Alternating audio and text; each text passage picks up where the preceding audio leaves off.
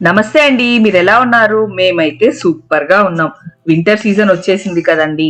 బయటకి స్వెటర్‌లు, జర్కిన్‌లు ఎన్నేసుకున్నా కానీ లోపల చలైతే తగ్గదు. ఇలాగ గనక వేడి వేడిగా సగ్గుబియ్యంతోటి సల్ల పునుగులు చేసుకొని తింటే అద్దిరిపోతుందనుకోండి. టీ టైమ్‌లో టీ పక్కన ఇవి గనక ఉంటే సూపర్‌గా ఉంటుంది. సగ్గుబియ్యంతోటి సల్ల పునుగులు ఎలా చేసుకోవాలో చూసేద్దాం రండి. మనం ఈ సల్ల పునుగులకి సగ్గుబియ్యం పునుగులకి మనం ముందుగా 1/4 కప్పు సగ్గుబియ్యం వేసుకుందామండి. ఒక కప్పు కమ్మటి పెరుగు వేసుకుందామండి. పుల్ల పెరుగు అయితే మరీ బాగుంటుంది, చాలా బాగుంటుంది పుల్ల పెరుగు అయితే. ఇవి పెరుగు సగ్గుబియ్యం బాగా కలిపేసుకుందాము. ఇదే కప్పుతోటి 1 కప్పు వాటర్ వేసుకుందామండి.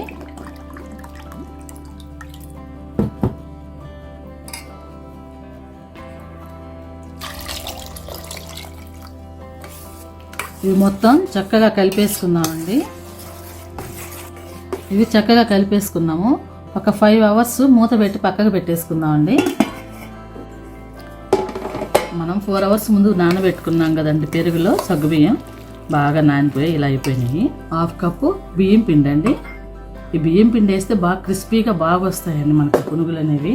ఇందులో వేసుకోవాల్సినవి సన్నగా తరిగిన ఉల్లిగడ్డ, పచ్చిమిర్చి, అల్లం తరుగు, కొత్తిమీర, 1 స్పూన్ జీలకర్ర, 1 స్పూను సాల్ట్ అండి. ఇవన్నీ వేసేసుకుందాం.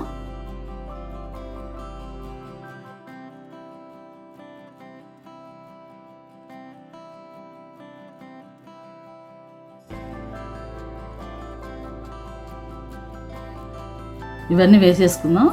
వాటర్ వేయొద్దండి, ఎందుకంటే ఈ సగ్గుబియ్యంలో వాటర్ ఉంటుంది కాబట్టి చాలా చెమ్మ ఉంటుందండి, అందువల్ల వాటర్ వేయొద్దు. ఇలా కలిపేసుకుందాం మనం. ఇవన్నీ కలిపి పిండి కలిపేసుకున్నానండి. నాకైతే వాటర్ అవసరం రాలేదు, నేను వేసిన పెరుగుకి వాటర్కి సరిపోతుంది కరెక్ట్గా. సరిపోలేదు, కొంచెం గట్టిగా అనిపిస్తే 1 స్పూను వాటర్ వేసుకోవచ్చు అండి. వేసుకొని కలిపేసుకుందాం. స్టవ్ అంటించి ఒక కళాయి పెట్టుకొని ఆయిల్ వేసుకుందామండి.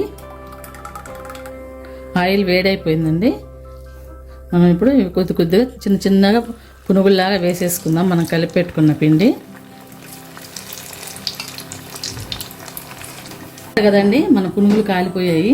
ఇట్లా గోల్డెన్ కలర్ వస్తే బాగుంటుందండి. ఇది పైన క్రిస్పీగా ఉంటాయి, లోపల వచ్చేసి బాగా గుల్లగుల్లగా చాలా బాగుంటాయండి. ఇలాగే మనం మొత్తం బ్యాచ్ల వారిగా కాల్చేసుకుందాం.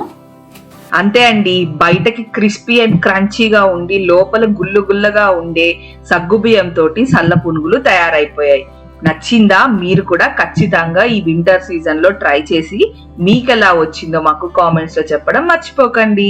అలాగే ఈ వీడియోని మీ ఫ్రెండ్స్ అండ్ ఫ్యామిలీతో షేర్ చేయండి.